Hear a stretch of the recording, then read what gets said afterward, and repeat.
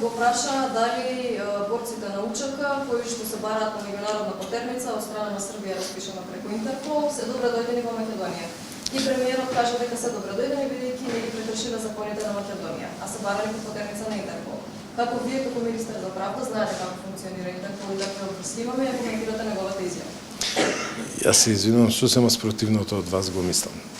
Дека тоа што премиерот го кажа тамо не се однесува на тоа ние да собереме било какви криминалци, него се однесува на спроведување на правдата и законите. Што се однесува до лица кои што се предмет на потерници, секој оној кој што не ги повредил законите и уставот на Македонија, секој оној кој што нема конфликт со уставот и законите, тогаш слободно може да си дојде, да се прошета, да си ужива.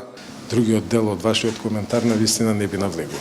Да повториме прашањето дали доколку тие луѓе дојдат во земјата, значи во Северна Македонија, ќе важат за нив потерниците од Интерпол.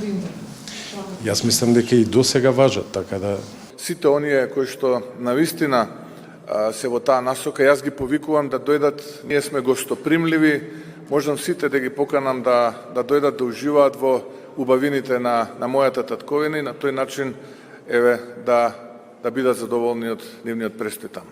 Добро, значи дека премиерот може слободно да се коментира што сака, секој законите ќе важат. Затоа што таа изјава беше баш буквално коментар како што на него му текна во тој момент. не. Вие не го демонтиравте as министер за правда. Не мислам дека е така, но ви благодарам. Уште со Косово и потерниците, во која фаза сте со преговорите за мостови и сите други кои што треба да бидат екстремирани?